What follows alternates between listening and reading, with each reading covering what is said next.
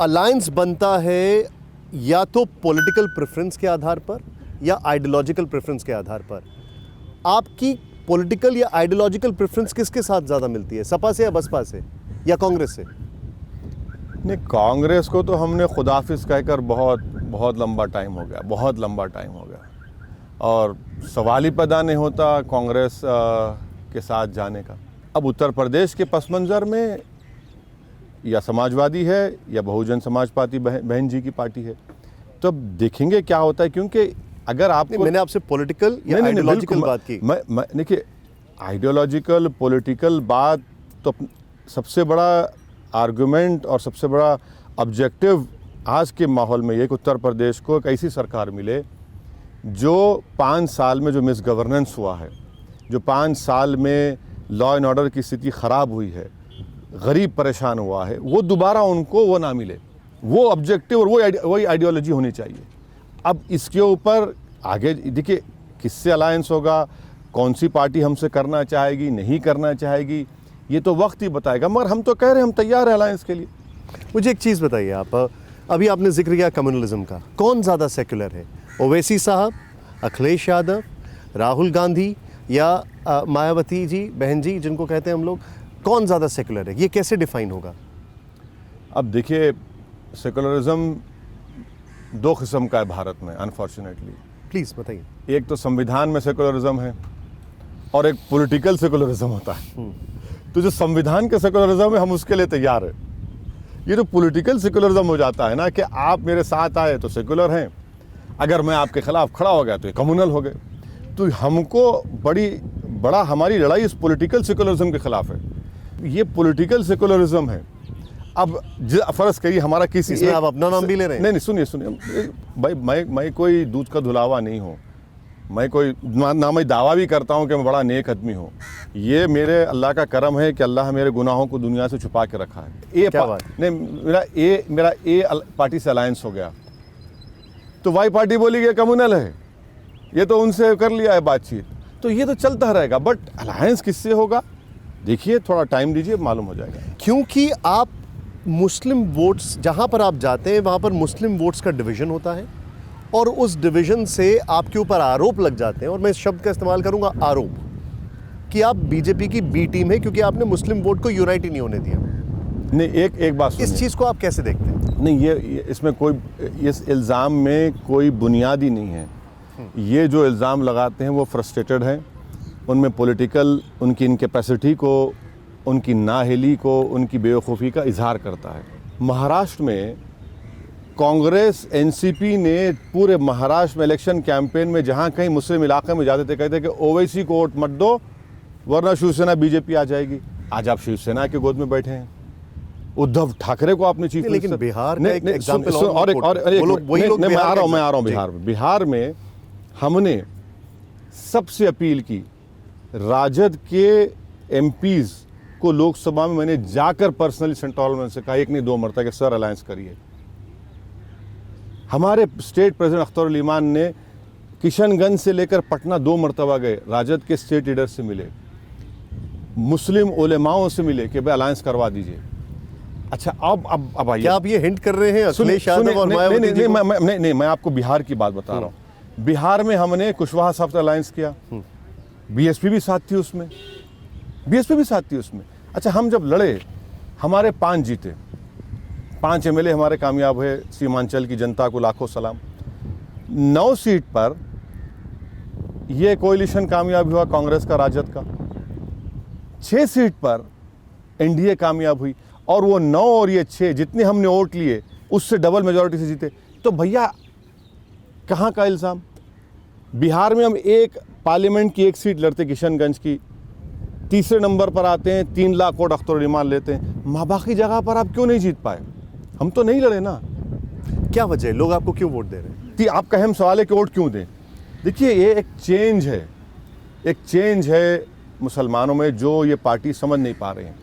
ये तमाम पार्टीज ये समझती हैं कि मुसलमान को सिर्फ एक मुशायरा दे दो, एक किसी दरगाह के उर्स में फूल का हार चढ़ा दो, इफ्तार की दावत में इसके चले जाओ, रोज़ा वो रहता है, खजूर हम खा लो, और ईद के दिन जाकर उससे शीर खुरमा पी लो, बस इतना ही काम है। ये नहीं है। जिस तरह हर कास्ट के तो एस्पिरेशन, आपने जिक्र मुसलमान का किया, हिंदू का नहीं किया अभी। नहीं सुनिए सुनिए, आपको सिर्फ मुसलमान वोट मैं दे रहे आपको बता रहा हूँ, मैं एक मिनट, जिस तरह हर कास्ट के होप्स एंड एस्पिरेशंस हैं, उसी तरह मुस्लिम कम्युनिटी के यूथ के भी एस्पिरेशंस हैं। क्या आप और हम इस बात से इनकार कर सकते हैं कि भारत में 35 साल से कम उम्र लोगों की आबादी 60% की है, 17 करोड़ मुसलमानों की आबादी है, 11 करोड़ तो नौजवान बच्चे हैं। लेकिन देखिए, तो और सुनिए, और ओवैसी साहब, हमारी इस मैं आ discussion रहा हूं, मैं में- आपका सवाल हाँ, मुकम्मल कर रहा हूं, आपका सवाल।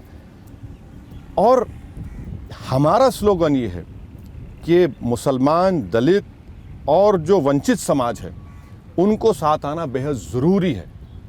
वो हमने बिहार में किया, मुझे खुशी भी है और किसी हद तक थोड़ा अफसोस भी है कि विश्वास हमारे साथ नहीं है। मगर वो जो एक्सपेरिमेंट बिहार में हुआ वो बहुत लेकिन देखिए, आपने अपने ठीक है, सवाल में ठीक ये है। पूछा था कि मुसलमान क्यों होते, उसका जवाब आप दे एक रहा हूं। यंग पॉलिटिशियन हैं, इस देश के एवरेज पॉलिटिशियंस जो हैं उसमें काफ़ी ऊपर आते हैं पढ़े लिखाई के लिहाज से। आप एक लीडरशिप, आपका रोल काफ़ी पुराना रहा है और आप मास लीडर हैं, तो खाली मुसलमान तक ही क्यों, पूरा देश आपको क्यों ना करे? मैं उसको आप अपील कर रहे हैं, उसका फोकस कर रहे हैं। आपका सवाल बिल्कुल अच्छा है, वो सही भी है। और मैं जो उसके लिए आप क्या प्लान कर रहे नहीं, हैं? देखिए, औरंगाबाद की सीट के हमसे मुस्लिम वोट से जीते। क्या बिहार के सीमांचल की जो 5 असेंबली सीट थी, सिर्फ सीमांचल के मुसलमानों ने हमको वोट दिया? गलत बात है। एक और सीट है जहां पर मेरा कॉर्पोरेटर राजमोहन तीसरी मर्तबा कॉर्पोरेटर बना है। कि मेरी पार्लियामेंट सेगमेंट में एक और कॉन्स्टिट्यूंसी कारवान में, वहां पर हमारा यादव भाई जीता है। क्या आप ये कहना चाहते हैं कि जब ओवैसी साहब खड़े हों तो उनको उस चश्मे से ना देखा जाए जिसमें शीशे सिर्फ मुसलमान शब्द के लगे हों? हर चश्मे, हर शीशे से देखा नहीं, जाए। आपको चश्मा लगाने की जरूरत ही नहीं चाहिए, आप अपने दिल की आंख से देखिए। मैं कह रहा हूं, आप तो अपने मुझे एक बात नहीं, बताइए, देखिए, ये दिल की आंख बंगाल में क्यों नहीं दिखी? पहला इलेक्शन था, हम सिर्फ 6 सीट पर लड़े। हमको संगठन को मजबूत करना है और यकीनन काम। देखिए, मैं समझता हूं कि कांशीराम जी ने जो बहुत ज़बरदस्त बात कही थी कि पहला इलेक्शन हारना, दूसरा हराना, तीसरा जीतना। तो हम लड़े हैं, नहीं मिली कामयाबी, मगर हमारे हौसले पस्त नहीं हुए। अच्छा, लेकिन ये अभी खबर आ रही है, शौकत अली साहब के हवाले से ही आ रही है कि जो आप लोग यूपी में करवा रहे हो उसमें वफादारी का एक कॉन्ट्रैक्ट जैसा कुछ है, लॉयल्टी कुछ उसमें है कि अगर हम आपको टिकट नहीं देते हैं तो उसके बाद भी आप हमारी पार्टी के लिए काम करते रहेंगे, छोड़ेंगे नहीं। अब ये देखिए, ये अगर शौकत साहब कर रहे हैं तो इसमें कोई बुरी बात नहीं है ना। इसमें तकलीफ क्यों हो रही है? तकलीफ नहीं होनी चाहिए। नहीं, इससे लगता है कि ट्रस्ट फैक्टर कम है ना, ट्रस्ट फैक्टर का सवाल नहीं। आप अपना कमिटमेंट का इजहार कर रहे हैं, आप कमिटमेंट का इजहार कर रहे हैं कि आप ना सिर्फ जबान से कह रहे हैं बल्कि आप ये भी कह रहे हैं कि चलो मैं लिख के भी देता हूँ। तो बुरी बात क्या है उसमें? भाई ये आप जरूरी है आज के नहीं, दौर? देखिए, आप एक टीवी चैनल को काम करते हैं, कॉन्ट्रैक्ट तो साइन करना पड़ता है ना। तो ठीक है, ये कमिटमेंट है और लोग खुशी से कर रहे हैं। और देखिए, एंड ऑफ द डे तो ये कोई आपको किसी की गुलामी करने की जरूरत नहीं है। जो अभी तक हमारी जो बातचीत हुई, क्या वजह है कि कांग्रेस के टारगेट पर आप हमेशा रहते हैं? अभी हाल फिलहाल जो एक स्टेटमेंट आया जो कि थोड़ा सा नर्विंग था हम लोगों के लिए, मीडिया में मसाला हो सकता है लेकिन आज के दौर में ऐसा स्टेटमेंट शायद बहुत शोभनीय नहीं है। आपकी तुलना जिन्ना से कर दी गई, दिग्विजय सिंह साहब ने कर दिया, आपने भी उसका जवाब दिया। कांग्रेस के लिए आप इतने अनटचेबल क्यों हैं? देखिए, आप कांग्रेस से इतने खफा क्यों रहते हैं? देखिए, ये दिग्विजय सिंह साहब जो है ना, ये माशाल्लाह ऐसे हैं कि जहाँ कहीं जाते कांग्रेस की नैया को डुबाते हैं। तेलंगाना हमारे मुखालिफत की बात भी आपने बनाया, दिग्विजय जिम्मेदार थे, अब माशाल्लाह वहाँ से टीआरएस 2 इलेक्शन जीत गई। गोवा में थे, रात में होटल में सो रहे थे, नितिन गडकरी ने गवर्नमेंट बना दी। आप लड़ते हैं इलेक्शन एक टेरर एक्यूज के खिलाफ, आप हार जाते हैं। मध्य प्रदेश आपकी सरकार बनती है, सिंधिया बीजेपी में कूद जाते हैं, आप सोते रहते हैं। तो क्या ये सब क्या मुझसे कनेक्शन है? ये सब मुझसे कनेक्शन है?